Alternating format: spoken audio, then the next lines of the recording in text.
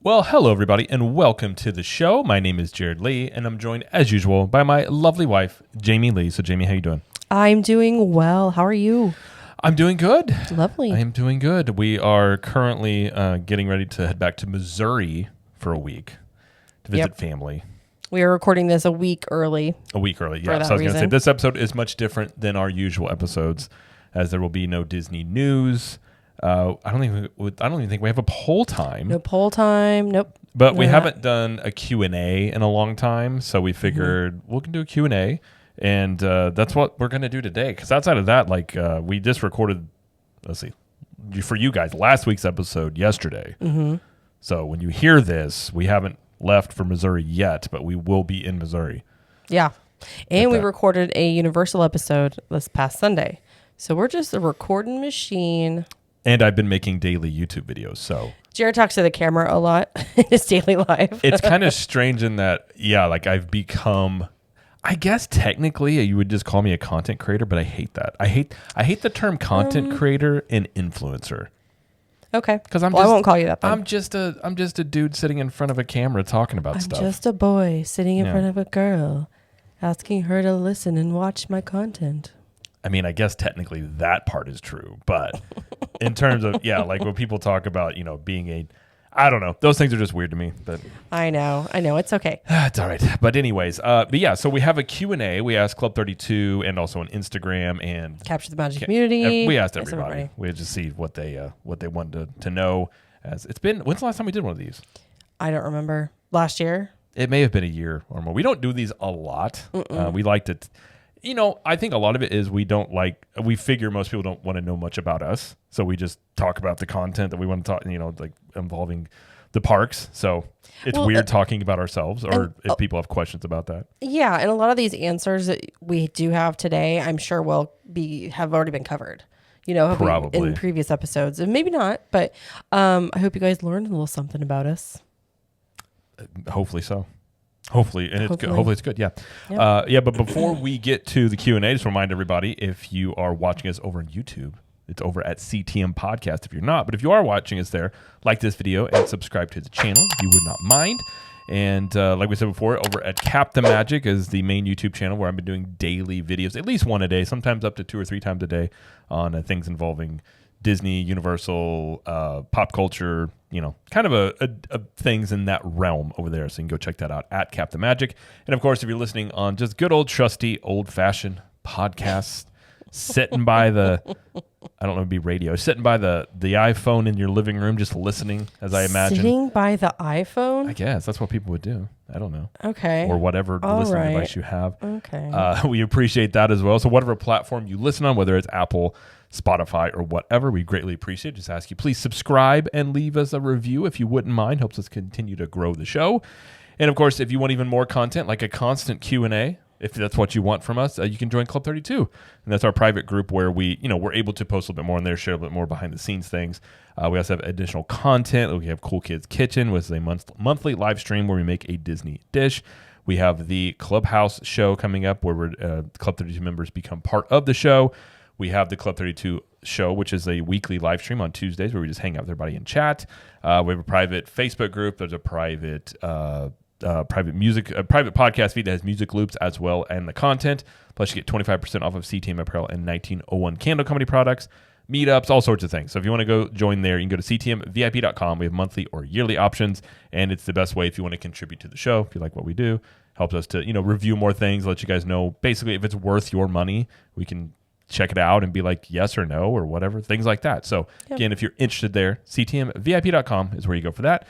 And if you'd like to join, we'd love to have you. So, all right, well, let's get into the Q&A. I haven't seen these as typical with Jamie and I. This is how I showed up for tests a lot. True. So, and I made it through. So Jamie has broken these up into Disney World, Universal questions, and general travel questions. And I suppose like personal questions in there. Yeah, I mean, general travel, personal is the same one, yeah. Okay. Well, that is what we're going to do here. So we'll go to the first one here, which is, we'll go to Disney World questions here. We're going to start with Disney World. We'll start with Disney World. It says, when do you think they'll actually start work on Beyond Big Thunder? as soon as when they close Big Thunder for refurb this year, or not until they're closer to finishing the work in Animal Kingdom? This is a good question. I don't know. I think we'll find out more once D23 comes around next month. They are projected to be talking about that and announcing more about that, I would assume. It would fall into rumor. I would assume, given they've said Big Thunder's refurbishment is significant, and the only thing that I've heard that is being added technically to Big Thunder is it's getting those visual overlays that they have in Disneyland. I don't know if that falls under significant. So I tend to believe Beyond Big Thunder is happening simply because of what they've done, like Tiana's Bayou Adventure in there. And I feel like Frontierland is going away. So I feel like that's probably what they're going to do, because they're not going to get rid of Big Thunder because it's a very popular ride. So if you do something beyond that. So I think they'll probably do it in terms of well, they're asking basically when. Right, that's what I'm saying. In terms of when, that will be the big question, is if they do all this construction at once. They don't tend to do that, though. They did, though, with Galaxy's Edge and Toy Story Land. They did do that, and they do feel some pressure right now. So I would assume they would do this at the same time. Now, in terms of, when did they start construction on Galaxy's Edge after they announced it? How quick was that? Let's see. Osborne Lights, the last year was 2015. And they had to get rid of all that in Streets of America for that to go in. So, which I missed that. So I guess 2016? But so they announced it at D23 in 2015?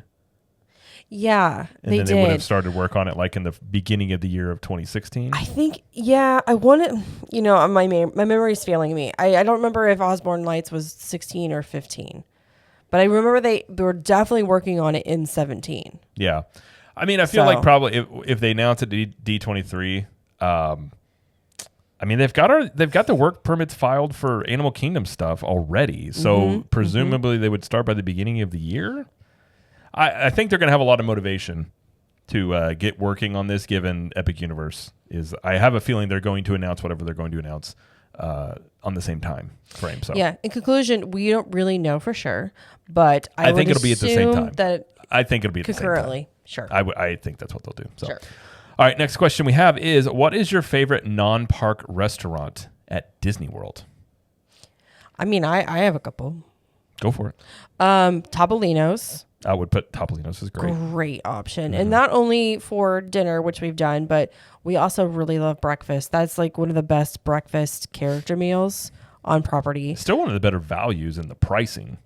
The pricing has gone up since we've been there. Yes, it has, but it is still a great price, and it's a upscale restaurant, especially for dinner.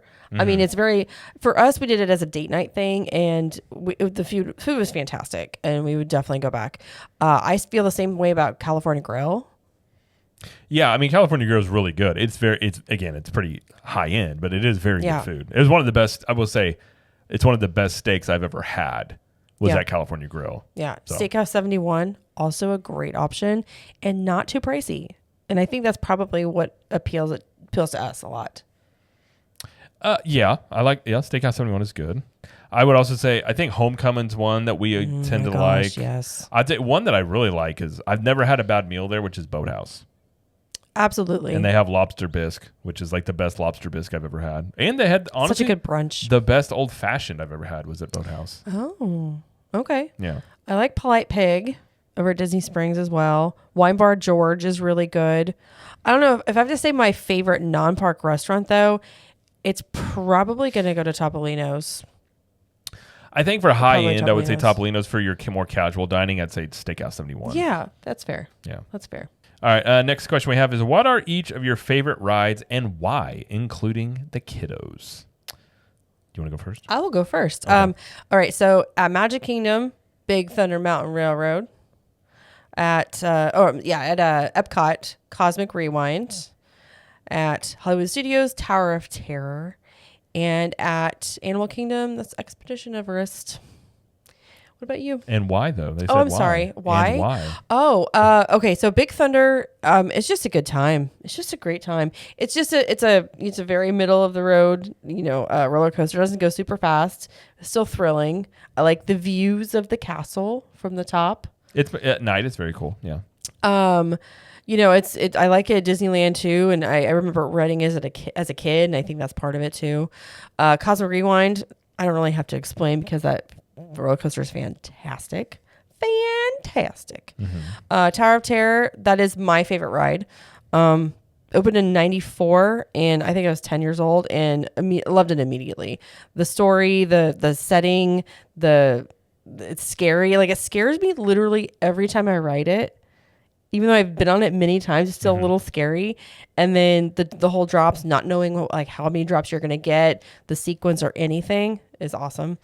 And then Expedition Everest is an awesome roller coaster going backwards. Great views at the top. I mean, it's great. Those are my reasons. Okay. My favorite at Magic Kingdom, also Big Thunder Mountain. Mm-hmm. I love a good Western. I like Westerns are just, I don't know. I like Tombstone, but it's a I like Frontierland and Frontierland there, and I like it. I like the theme of it. I think it's one of those throwback rides. It reminds me of like old school Imagineering, so I like that because it's just telling a story inside of a ride that's not. I don't know. It's not an IP. I have nothing against IPs, but I kind of like the ones that are a little bit different. Mm-hmm. Over at Epcot, I would probably say, Mission Space clearly is a great. Oh no! I would probably say Cosmic Rewind as well. Again, it's my high end of roller coastering that I like. You never ride it. I do. I've ridden it like 2 or 3 times. I've ridden it a lot lately. But again, when I'm at Epcot, sometimes the last thing I want to do is ride, especially that ride. Yeah. It's like you're eating food. Typically there's a festival going on, and sometimes the last thing I want to do is like, do you want to ride a roller coaster where you go spinning a lot? Like, not really, but it's a great ride. It's smooth. Obviously, I like Guardians. Love Guardians. In that sense, so I think that's one of the better rides at all of Disney. Hollywood Studios, I'd say Rise of the Resistance. I loathe the sequel trilogy, but it is a very immersive ride that you could still plug in, prequel or original trilogy stuff in there if they wanted to ever redo it. But it is a very unique ride of, you got the AT-ATs in there. It's very cool. Like nothing like it. So it's almost like you're like riding in a scene of a movie. So I like that. Yeah. Animal Kingdom, I'd say Flight of Passage. Yeah. It's just a great, great ride. Tells a cool story. I don't even care about Pandora much, but I like that ride. So. It's great. It's awesome. Yeah. I asked our daughter, and she said Big Thunder for Magic Kingdom, Test Track, the old Test Track now, at Epcot, and Slinky Dog Dash for Hollywood Studios, and Flight of Passage for Animal Kingdom. Yeah, I would say our son would probably, right now it's Carousel Progress. He's obsessed with Carousel Progress ever since we did it the other day. And he watches it. He's like very intent. Yep. He's like, Carousel? I'm like, okay, buddy. He loves Nemo at Epcot. We do that every time. Hollywood Studios, I probably say Mickey and Minnie's Runaway Railway. Out of all the rides we do there, I think that one appeals to him the most. Yeah, probably. Like he likes the songs, and it's Mickey, what's not to like. And then Triceratops Spin at Animal Kingdom. Yeah, I would say so. That's gonna be his favorite. I mean, he just turned 5. He's a little boy. And the he's 5. I know. And the what is it? The where you dig the bone stuff out of there. He likes that part of it too. I mean, is that really? It's not a ride. It's not a ride, but as kids go, they like that area. Yeah, yeah. But, okay, well, let's move on to Universal questions. Okie dokie. So first one we have is favorite dining at Universal in parks or City Walk. In park, I'd probably say I like 3 Broomsticks or Leaky Cauldron. I think the Harry Potter food is really well done. Mm-hmm. So I agree. And because we've talked about before, Universal food is not on the same level as I would say what Disney food used to be. Disney food's kind of fallen off a little bit as well, I'd say. But yeah, it depends. It's still better than Universal as I guess like a general trend goes. But they've done much better with the newer things. So 3 Broomsticks and Leaky Cauldron's good. Mm-hmm. Honestly, on City Walk, I'm not a huge fan of most of the things on City Walk because there's not a lot to choose from. But we did have a really good meal a couple of times at NBC Grill and Brew. Yeah, and that food's actually really good for what is basically a sports bar. Yeah. But like they do some unique things with some of the food and things. So I think that one is pretty good. And it's very spacious in there. Yeah. I like Minion Cafe I think it's adorable in there. Did you see I had a huge leak in there the other day? Oh no! Like it was raining really hard in Orlando, and like it was pouring from. Like it had to been like a hole in the ceiling. Really? Yeah, it was like coming into the one of the sections, but it was like pouring into the eating area. Oh my gosh! Yeah, that's crazy. No, I didn't see that.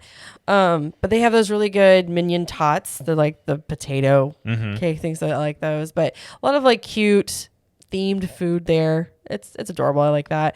Today Cafe. I know that's like it's kind of general, but they have a lot of really good sandwiches. Yeah. Every time I've done Halloween Horror Nights with our friend Rebecca, she's always gotten something at the end of the night because it's one of the only places that's still open. And so I've done it a couple times, and it has like decent food. So I say that one is not bad either. I've gotten the Central Park crepes before. I still have never had those. Those are, if you get the right thing, those are pretty good. I got a dessert crepe. I don't like savory crepes. I think it's weird to me, like for some reason. So it has to be like a dessert crepe. So makes sense. Like what about on City Walk? City Walk.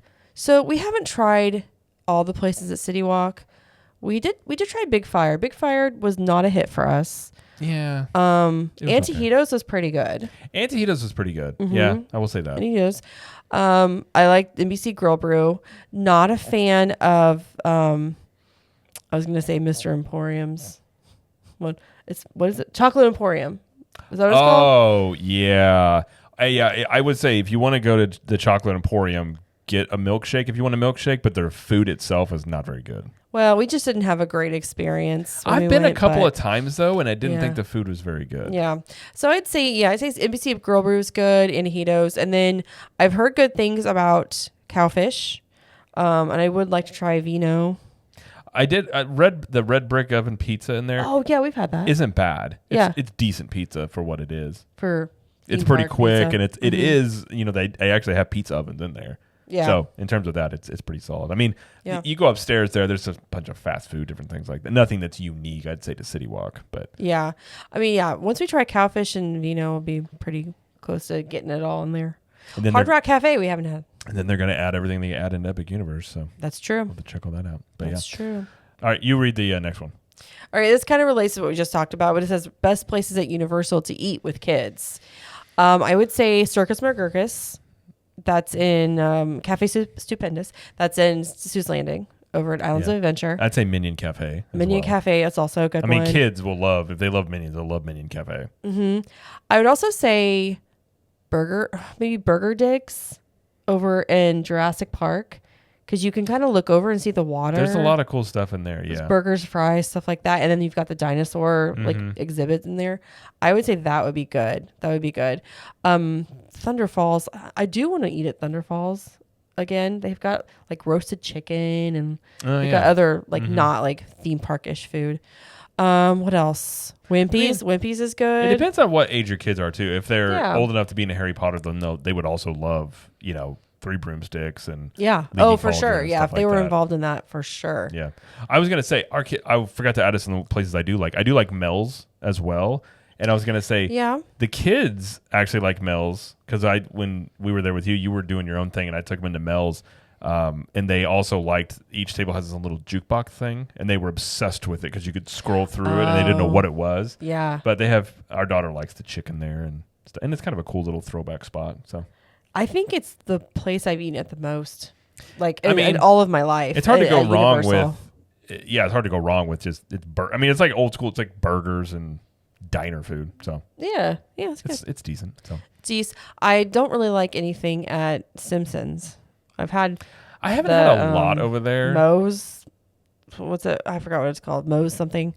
I don't know. I just walk through that place and just keep my head down. Well, you're still bitter about Back to the Future. I know, it's okay. All right, next question we have is, if you had a chance to stay off property, would you prefer an Airbnb or a hotel for Universal Studios? We've stayed in like one Airbnb over the years, maybe two. There's a lot of things about Airbnbs that I know some people have great experiences with, but I've heard of there can be issues because you're dealing with people, and there can be like hidden fees and things as well. It probably depends on how many people, like if you're traveling with like, say, a giant group of people, an Airbnb may make more sense, but typically I lean toward hotels more? The same. I would prefer hotel over Airbnb.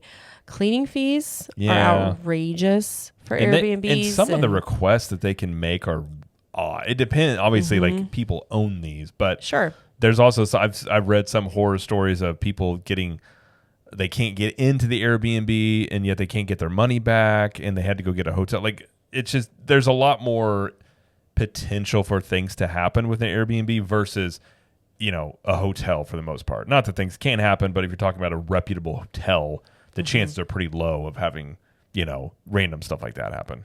Yeah, and like if it were me, I wouldn't go Airbnb.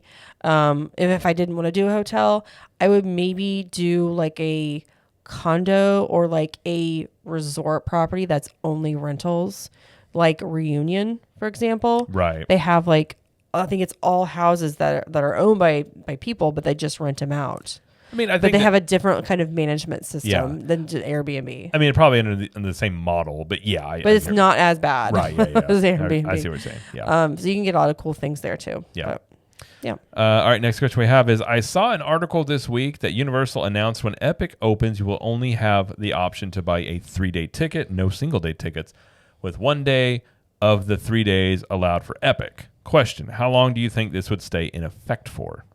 We actually just talked about this. I suppose this is a me answer. This is a Jared answer.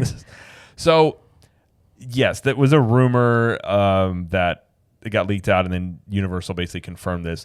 So what they have said is that this is the initial ticket offering they're having. Now, there's no word officially from Universal in terms of how long this will last. I think it is just going to be dependent upon the demand, which is kind of unknown. We know there's a lot of interest and demand in Epic Universe, but in terms of nothing has been sold yet. So it could be, the first week or 2 weeks. How quickly they go through those would be my guess. I think for opening day and opening week and things like that, they will have, other ticket options available. But they are just making, which I understand from a business standpoint, is they're making it available first to people that are going to go and stay and be at their parks for 3 or more days, like for a week. So I understand that. They're also trying to limit. They don't want Epic Universe to get overrun as well. So I understand that. But if I were to guess how long that system would stay in effect for, it's really tough to say. I would say I would say a safe bet maybe would be like 6 months. Okay. But this could just be the initial ticket package offerings, and then it goes into another phase. But there's not enough details to know one way or the other. But we do know that this is just the initial phase. They have said there will be more options. The other rumor is like there's going to be months of annual pass holder previews as well. So we don't know a lot yet in typical Universal fashion until they say something. But if I were to guess, 6 months, if it's really wild and goes really crazy, maybe an entire year. But there will be other ticket options available. It just may not be like a ton. They may just be limited in terms of how many they're able to sell. That would be my guess. All right. So, all right, let's move on to general travel questions. A little bit of personal questions. Too. Okay, yeah. You want to read the first one there? Sure. How did you get into podcasting about Disney? That was kind of my doing, I believe, prodding it along a little bit. Well, I started listening to Disney podcasts back in 2014. I started listening to the Disney Unplugged. That was the first one I listened to. And I started listening to, watching their YouTube videos. And then I listened to some other podcasts. And I was, I would do it all the time, like pretty much every day. And I was talking to Jared about how cool it would be to like do a podcast. And he was like, well, let's just do it. Well, and go ahead. Well, I was going to say, I started listening to them as well. Yeah. And then I've always listened to podcasts. I used to work in a warehouse, so I would listen to podcasts. So I was I've always liked podcasts. But yeah, you had said that. And then a typical kind of the way I operate, I was just like, well, let's just do it. Yeah. And you're like, what? And I was like, yeah. So I just did some research, found these. I think we started with the Blue Yeti mics. And then I remember we recorded our first few episodes in the kitchen.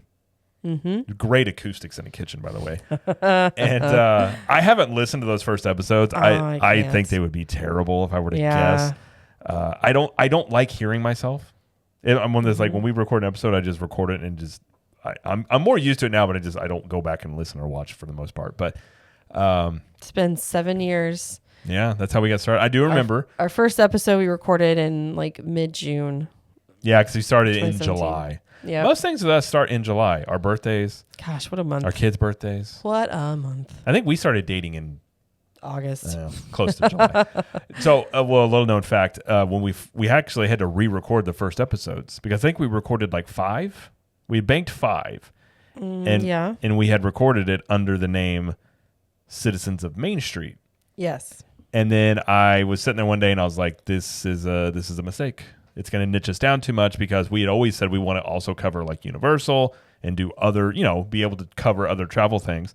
And so I remember going into you and I was like, "Yeah, we need to change the name." And you were like, "But we've recorded 5 episodes." I'm like, "Yeah, we'll have to redo those." So we came up with Capture the Magic one day in the office and redid it. So yeah, that was what the original name was, Citizens of Main Street. It had a logo and everything. Yeah, it did. I don't remember what it looked like. It looked like the Emporium. It was a maroon background with gold letters and kind of that Emporium font. Oh, okay. It looked actually it's one of the better logos I've ever designed, but we didn't. I think I still have it somewhere in the computer. I mean, I like the name. I do like the name, but you're right. It kind of pigeonholed us into just doing Disney, and we eventually didn't want to have to just be pigeonholed into Disney. Well, and it also like how many shows out there have Main Street in the name? Like a lot. There's a lot. So I was just like, maybe not. Okay, let's do like something that's like general, but kind of reminds us. So that's how we came up with CTM. So yeah, that's right. All right. Next question is: what does your typical week look like? Schedule, work, etc. What do you do outside of the pod? Well, we have 2 episodes a week that come out usually. So, Universal comes out twice a month, and then we'll have a Trip Tales. So we usually have 1, sometimes 2 off weeks on Sundays, but usually we have 2 episodes a week that we have to record. And we do those on either Tuesday or Wednesday for the Thursday show. And then we'll do like Sunday night for the Monday show, unless it's Trip Tales, and that's a little different.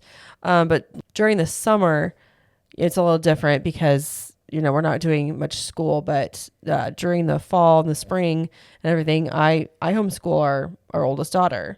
So I have that, we do the shirt stuff.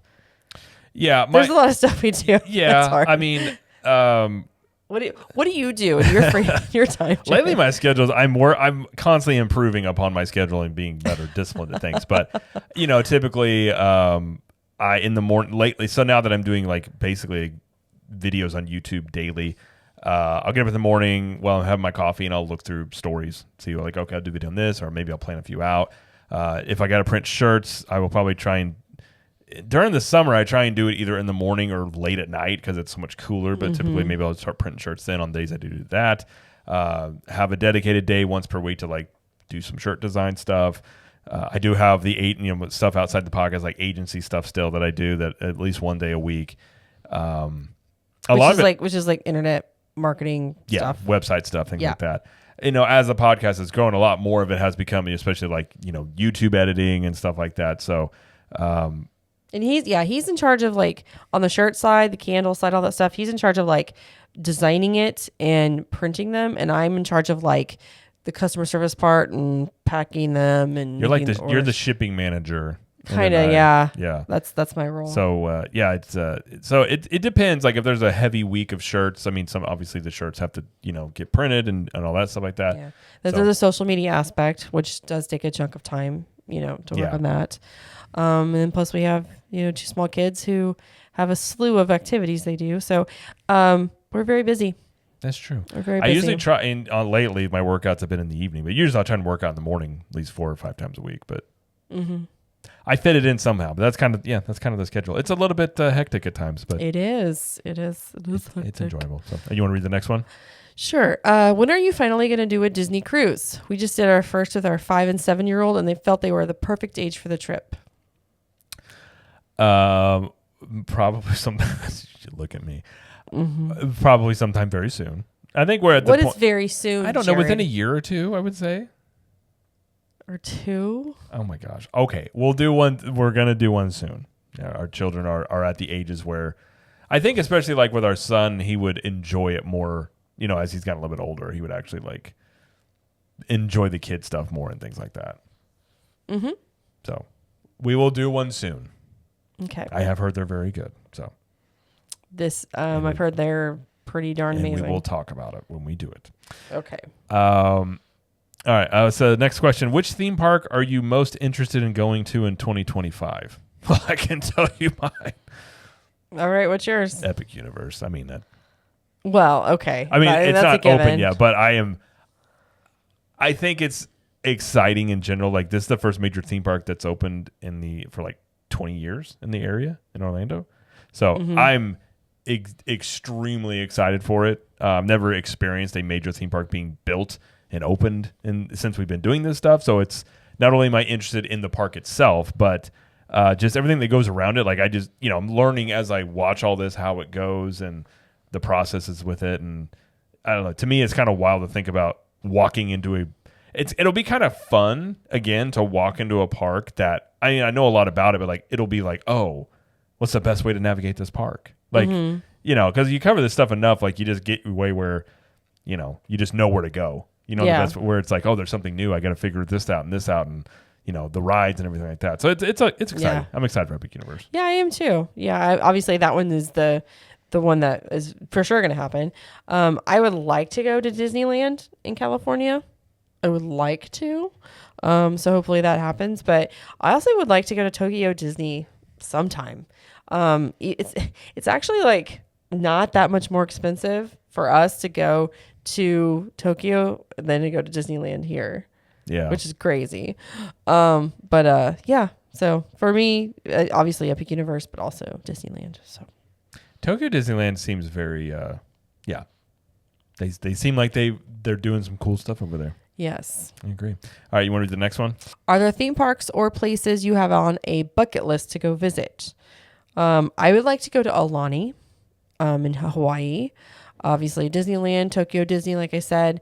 And then I would really like to do Adventures by Disney, especially the Backstage Magic one over in California. Like, they do the whole studio tour and the backstage, the Disneyland California Adventure. It's like a whole big thing. I would love to do that. Yeah, And Scotland too. Scotland would be fun to go to. Mm-hmm. I would like to go check out the pyramids. I'm very interested. I'll give you a little tidbit to me. I'm very also interested in ancient civilizations. Like, I can geek out. I can geek out on theme parks, sports, fitness, ancient civilizations, a lot of things. But I think pyramids are fascinating. Yeah. I think all those things are way older than people think they are.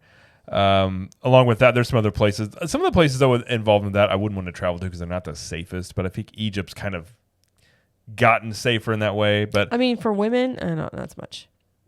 I don't think I would need to do more research. I think now it's more. I think compared to Is like it? 10 or 15 years ago, it's much more touristy than it used to be. Okay. I think they've calmed down a bit, but They've calmed down. I think I don't know for sure on there, but yeah, like Hawaii. I mean, Adventures by Disney would be a cool thing to do as well. But Yeah. I think the main one, if you're talking like bucket list, I also would love to see like the Colosseum, Yeah. like ancient Greek stuff and things like that. So that would be cool.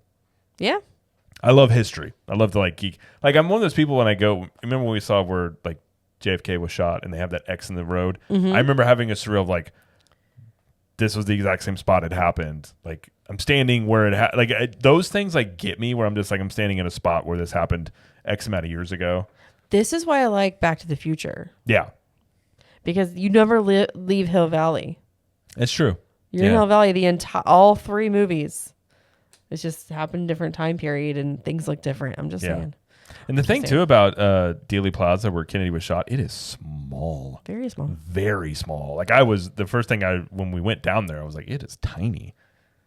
But anyways, true. not to take this in a weird way on the show. All right, last question we have is, how do you feel about American Heartland Theme Park? And would you plan a visit there? So I actually didn't remember when I got this question. I was like, I don't remember where this is, what it is. So I looked it up, and this is the new theme park that's going in Oklahoma, like right on Route 66. And it looks pretty fantastic. Oh, it looks awesome. I remember hearing about it because this is the same one that there's like 20 some ex-Imagineers working on it. Mm-hmm. I watched the video. Did that video just come out that they had? So it seemed like a fairly new video, Yeah. but they did announce that it will be opening in fall of 2026. And it's about 2 hours from Springfield, Missouri, which is where we're from. And, it obviously it's going to be a brand new park, and it's almost like it's like a cross between Dollywood and like if Silver Dollar City, if you're unfamiliar with Silver City, if it would be like a modern version of that. You know what I mean? Like the vibe. It looks really cool. I'm planning on doing a video on YouTube because on the subject of I think for Disney there's a lot of competition outside of just Orlando, obviously like Universal with Epic Universe and things, but I think regionally there's going to be a lot of competition pop up places like this. Universal doing that park down in Texas, that little kids park. Yep. You got Silver Dollar City. You got Dollywood was just voted the #1 theme park by like TripAdvisor. Wow. So there's a lot more regional competition. What's that? Knoebels? Is it Knoebels? Knoebels? How do you say it? I think you say it Knoebels up in Wisconsin. There's so many of those places that but are I think smaller. these more regional theme parks, like if this one here, this Heartland, American Heartland theme park does well, you will see more of these. And I do think that it's kind of hard to calculate, but I think there's a lot of people that maybe years ago would have gone to Disney. Maybe they go a place like this and they're still able to have a good time. Yeah. I think that will affect Disney in a way that they weren't expecting maybe 10 years ago. So I'm very interested in it. I would like to check it out because one thing we would like to do as we continue to grow is check out more theme parks. Things that would, and we've talked about too, which maybe where we fit this in is eventually like get an RV and head west, check out this theme park, then head out to Disneyland and that would be awesome. Do something like that. I think would be a fun trip to do. But from what I've seen, I am going to do a video on it, but I'm very interested in it because I think it's a pretty ambitious idea. Yeah. And their whole thing about making it affordable, I'm curious on pricing and stuff too. I mean, it's going to be 1,000 acres, and so the big resort is going to have 1,000 acres, and they have like an RV park around it. They've got the park itself, little cabins. Yeah, the park itself is about the size of Magic Kingdom, 125 acres. Okay. And then they have other stuff around it. That's decent. Yeah. That's decent. And it's going up in the middle of nowhere. So they did mention in the video that they were like really going to promote like people staying there for a week. And I'm like, with one theme park, and I'm like, oh, they're going to build more. Oh, for sure. They're going to build more. Well, so it's going to become like this huge like destination eventually. So in the middle of the Midwest. I think it could. I mean, if you look at it as well, it makes sense. Like land is cheaper in the Midwest. Absolutely. And I think it's the cheapest in Oklahoma. It went up. Yeah. So, I mean, you build it out there, it's cheaper. So you can compete, like you can grow quicker that way compared to other places. So, yeah. Long story short, very interested in that to see how it goes. Definitely. But yeah, I think that's all the questions that we have. That's all we're gonna do today. We may have another Q&A with the rest of the questions, but we have a lot of stuff to get done tonight. We do. We apologize if it's not as long as usual, but these are always fun. I enjoy these. They're a little bit different, but yeah, like I said, we were in Missouri. We'll be back next week with a normal episode on news and a topic and things like that. But we'll be gearing up to go into Halloween. I'm kind of ready to be home and not go anywhere for August. That's what I'm kind of ready for. Well, we do have some things. We have one night. We're staying one night in August. Okay. It'll be fine. No kids that time. Just you and I. Okay. Okay. Like I said, I don't want to. I'm ready to chill a little bit, but that doesn't happen. Yeah, I know. Anyways, but yeah, that's gonna do it for this show. Be sure to follow us on social media. We're at Cap the Magic everywhere on Instagram, Twitter. All those except for on TikTok, we're at Capture the Magic, so follow us over there. And again, YouTube channel at CTM Podcast is the podcast YouTube channel. We have video versions of the show plus video clips. And over at Cap the Magic on YouTube I've been doing daily videos on various topics around theme parks and pop culture and stuff like that. And we also have other shows on the network. Like we said, we have CTM Universal Show where we talk about Universal Studios. I know it's currently twice a month. Once Epic Universe opens, that will go do once a month. Or once a week. It'll be a weekly show. Goodness. I know. I can't keep it straight here. And we just had an episode there talking about the mega movie parade that premiered over there at Universal and talking about what we think about that. And Jamie also has Trip Tales. It's her trip report show. And you got two coming out in August, right? 2 in August. I think the first one will be in the next 2 or 3 weeks. I'll have to look at my schedule, but yes, 2 are coming out in August. Okay. And yeah, so that will do it for the show. So thank you everybody for listening and or watching. And thank you, Jamie, for joining us. Thank you. And as Jamie always likes to say, We will see you in the parks. bye.